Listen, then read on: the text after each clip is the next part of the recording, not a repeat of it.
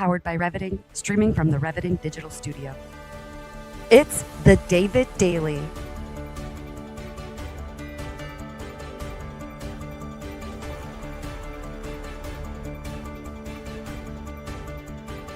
Exploring frontier technology, artificial intelligence, quantum innovation, and the intersection of faith, funding, and the future. Here's your host, David Goki. Episode 17. Welcome to David Daily. Yes, I've got a Santa Claus hat thanks to my new friend Sarah. I'm actually sitting in her office. And this is an incredible day to go live. First of all, we have lots of news today, so we're going to jump right in. And typically, we start with a current events segment. Today, we're actually going to take off the current events segment and focus just on an AI chat GPT demonstration. So today we've got a ChatGPT demonstration coming to you live right here. What's beautiful about this is you can see exactly how I generate the show. So this is our news segment for the day. So NVIDIA expands their AI chip production amid global demand. NVIDIA continues ramping the H200 and next gen AI accelerators. So the reason why this is important is very interesting because, believe it or not, we had some interesting current events come up this past week where we saw that there's actually some pretty interesting tensions for AI acceleration. So this highlights how the AI infrastructure spending is becoming more non-optional for global competitiveness. Also, secondly, we see the Federal Reserve, right, is signaling cautious rate path into 2026. We had talked about this earlier this year, but we see that the Federal Reserve is actually reducing the federal rate, which means that homes will be easier to buy, you'll pay less interest long term, but we're actually seeing that more families are actually delisting their homes, which is pretty interesting, meaning they had their home for sale, but now they want to invest Christmas in their home. So I thought that that was a very interesting current event bit, right? And capital costs remain the key variable for startups, right? So in the startup world, we know that cash is king and you need to have capital to make that happen. Well, guess what? With the lower interest rate, you have more access to capital, real estate, and technology investment. So maybe this is just speculation, but maybe there's an opportunity to increase into what we would call the federal expansion from technology investment, real estate, and the cost of capital. So we find that very interesting. The next piece of news is that big tech is rebalancing hiring towards AI and infrastructure roles. We recently talked about infrastructure as code and code as infrastructure, but now we actually have AI as infrastructure. So we could see companies like Google, Microsoft, and others are continuing to trim legacy roles. We've seen literally 30,000, 50,000 people let go, and now they're expanding AI, data center, and systems engineering teams, obviously reinforcing a skills-based reshaping of the workforce. And that is actually an interesting tidbit.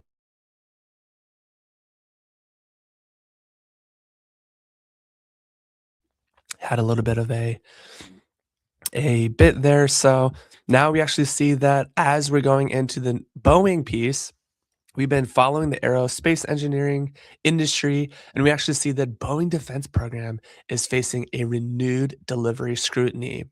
They had struggled with Air Force One. Obviously, previously last year, Boeing had committed to a new Air Force One fleet. Then we had Saudi Arabia come in, say they were going to provide a $400 million jet with gold plated everywhere. And then that fell through because of international security concerns. Of course, you have any type of high level airplane type of a vehicle, you'd want that vehicle to be outfitted with security, with safety, with upgraded technology, communications, radar defense, all that. And so we can actually see that Boeing is actually struggling to deliver that. And there are ongoing delays, not only in aerospace, but also across other defense contracts are really concerning because that raises potential issues concerning execution risk, supplier coordination, and national procurement timelines. So what's very interesting about that is Boeing here is really struggling to bring a high quality level of engineering directly to what we would call our aerospace engineering movement. And I'm just zooming in here. So if you're tuning in from mobile or you're tuning in from a desktop or wherever you're tuning in from, you can read and see what's happening. And finally, the fifth current event, which is super interesting to me, is that crypto markets are actually now stabilizing as institutional flows increase. So what this means is that Bitcoin and Ethereum show steady movement as ETF inflows and custody infrastructure mature.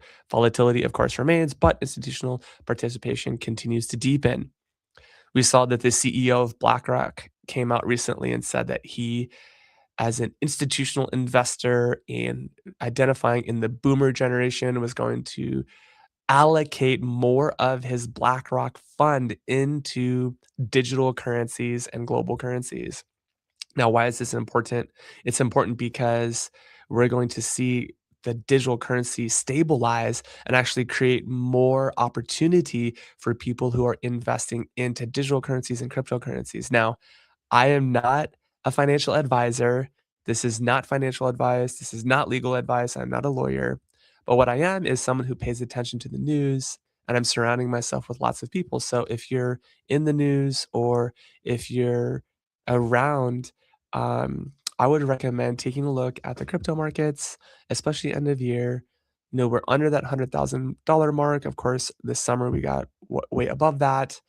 And I would actually have you follow the Wealth Producers Academy by none other than Josiah Silva, who is the head pastor at the Freedom OC Church in Orange County, California. Shout out West Coast.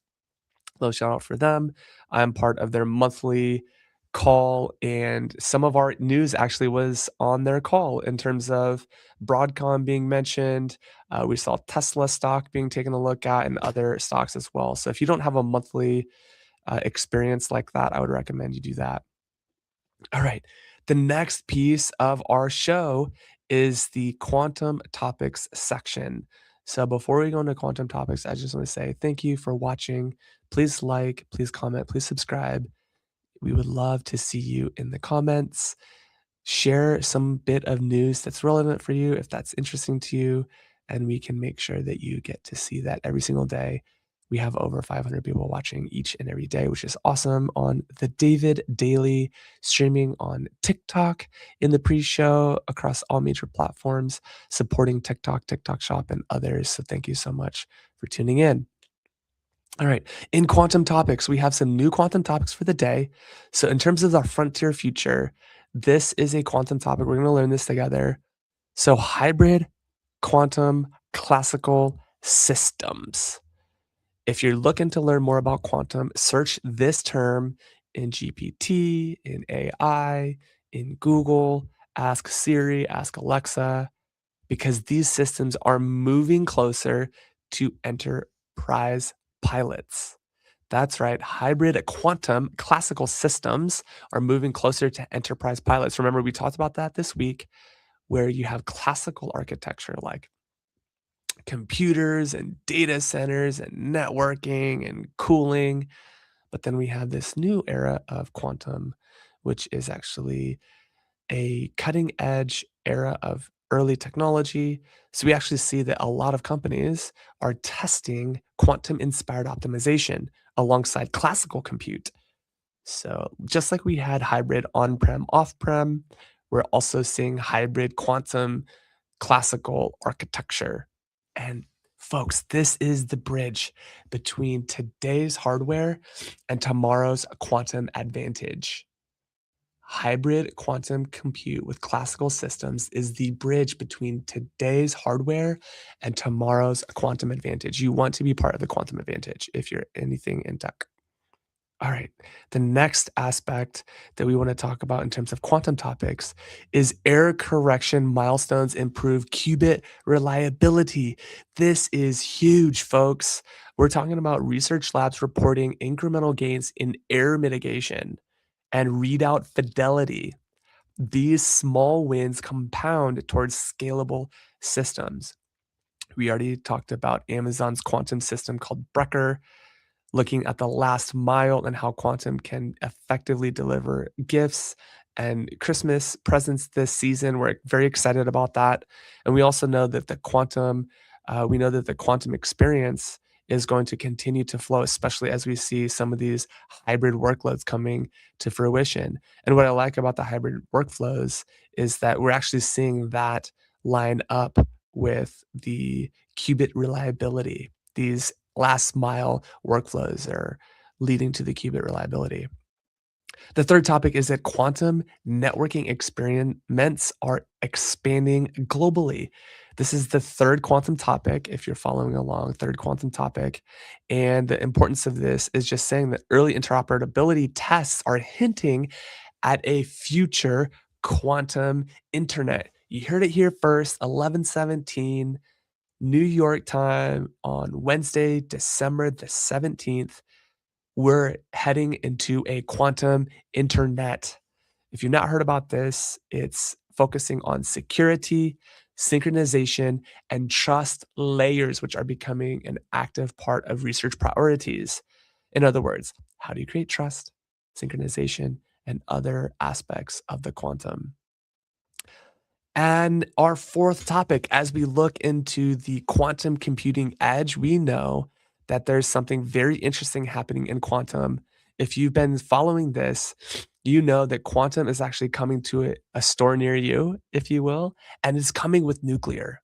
What that means is that the nuclear technology today is running at a rate that's incredibly advantageous, and what we see here is that AI workloads are surging. Nuclear energy is increasingly discussed as a long term solution. We're seeing quantum be part of energy sources and both modular energy sources, which are so incredibly important for workloads to be successful. And we also see that we actually have the AI workload surge. Nuclear energy is increasingly discussed, right, as a long term solution for quantum AI and infrastructure altogether. So that's an important aspect of what we really care about in the quantum ecosystem in the quantum space. And that's our little bit of our fourth topic. Finally, we actually have our fifth topic, which is our fifth topic is quantum talent demand is outpacing supply. So what exactly does that mean? That means that the quantum need, that's exactly right. The quantum need for talent, for people, for those people who are investing in learning quantum, we're really seeing that this segment is looking this industry currently is really looking for that quantum aspect to be embedded directly into the talent piece. So if you're thinking about what to do with your career, if you're thinking about what to do next in your job situation, why don't you take a quick quantum class or continue to subscribe to the quantum topics section of the David Daily, and you'll start to set yourself apart for the quantum world. And I really love that to be able to be different, to be differentiated. And that is why long term commitment rather than hype cycles to quantum is actually finally here. In fact, it's been here in a big way like it's never been before. So we're seeing that quantum supply is actually in big demand, which is should come to no surprise. So with that being said, I would like to transition to our AI and faith section. Our AI and faith section is where we talk about AI, emerging technology, and the role that religion, faith, and spirituality play in AI and technology, of course. So AI and faith is an awesome segment. It's a segment that I personally really care about.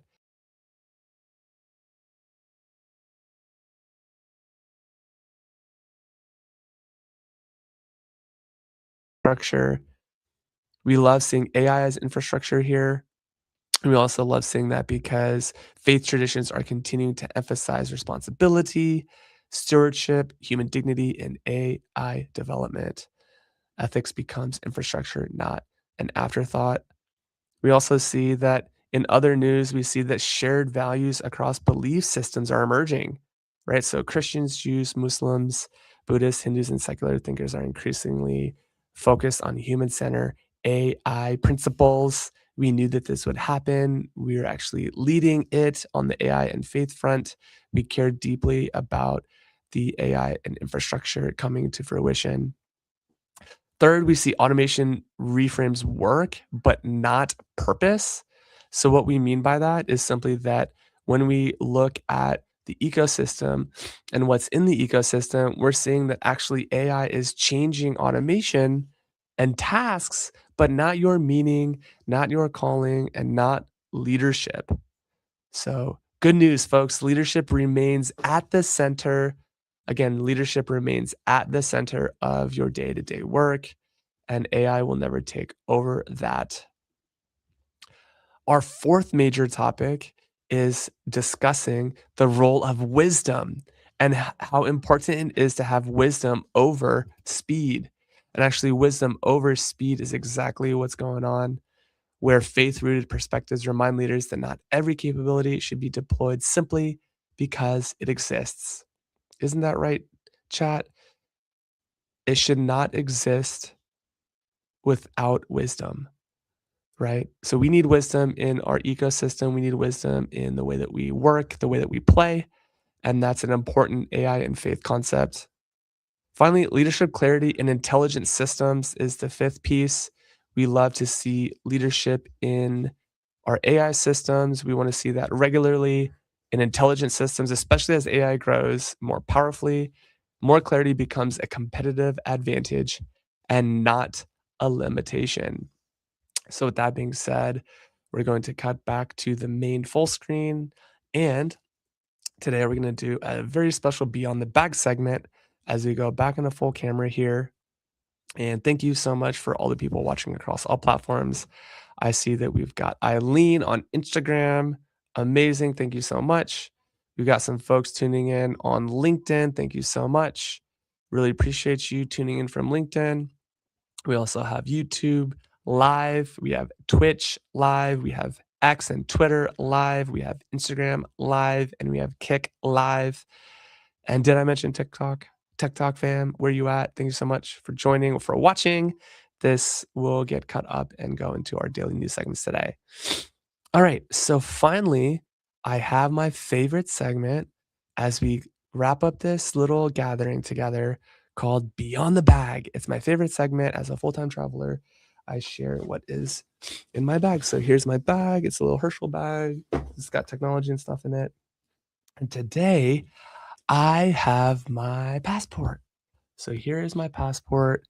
It is a passport case. I'm not going to show on the live stream because I get a lot of trouble for showing my passport on live stream. But if you have a US passport, go get your passport updated. All right. If you don't have a US passport, it's so easy. You can go to Staples or you can go to a UPS. You can go to the post office box. You will need a standard photograph of you, ideally not smiling all the way, just like a professional, nice, kind smile. I have an example here from my Vietnam visa when I went to Southeast Asia, but just like a little photograph, kind of like this, where you look like you could be, I don't know, part of the CIA or an FBI agent. It's kind of funny. But you have something that's like very simple. And then once you have that simplicity there, you can take it to like a Staples, an Office Depot or an Office Max or any other place near you and focus specifically on that show, showing your ID and getting your passport ready so that you too can be a global traveler. So if you want to be a global traveler, go get your passport, get it updated. I have had a handful of conversations where many people, including family members, do not have a passport. So get your passport updated. And that is my Beyond the Bag segment for today. As we close, I just want to say thank you for watching and tuning in. I really appreciate you doing that. And I'm just going to say if you're wanting to get onto the show, please scan this QR code that I have up on TikTok. We have a TikTok stream that you could scan the QR code, get embedded into that. If you're on any other major platform, just go to my website, which is right here. I'm going to have it scroll across the bottom. You can take a quick screenshot of it. It's actually going to scroll for an indefinite amount of time. So you can see this actually guest.thedaviddaily.com. We want to have you on the show. And I'm very excited for tomorrow because guess what? Tomorrow we have another guest. I'm so excited, so wonderfully excited for this. It's going to be such a good guest. I'm going to pull up the details here, maybe so we can look at it together. And so tomorrow on December 18th, episode 18th, we have Neil Shahota. Neil Shahota will be joining tomorrow on the show. And remember, we're focusing on anyone who cares about funding, care about faith, and care about future tech. So Neil Sahota is with Acusa Advisory. He's an advisor in emerging technology. He has personally invested over $250,000 with the focus in AI and machine learning. Specifically, he's discussing early stage investing. He's a strategic advisor. He cares about AI and faith integration, and he's an accredited investor with over 250K invested in his lifetime. Neil, we're very interested in hanging out with you. Looks like we're going to check out his LinkedIn profile, scan the QR code, go to the website, get onto the show. Neil Sahota right here from Irvine, California. Looks like we have 38 mutual connections. So Neil, we're excited to have you on the show tomorrow. It's going to be so good. And I just know that if you're a follower of God, if you're feeling blessed, if you don't follow God and you want to know more about faith, I'm sure Neil will have a perspective. Looks like he is an IBM master inventor, a United Nations advisor and author, a keynote speaker, Tech Coast Angel. Love that. He obviously has been on many shows before, including YouTube. And we're seeing that he has a very active LinkedIn with over 53,000 followers. It's going to be so great to see Neil this week, tomorrow, live on the show. He's the CEO of ASCII Labs for the last 4 years and 5 months, responsible for providing strategic, financial, and operational leadership for the ASCII Labs, close coordination and work with his board of directors, leadership team, and you named it, a strategic business partnership that he offers, as well as being a professional speaker for over 16 years. Some of y'all watching this were like 9 when you were 16 years ago. So if you're in your mid 20s, this kid was speaking when you were a child, myself included. So I'm excited for that. It's going to be so fun. And we're so blessed to be able to have someone like Neil on the show.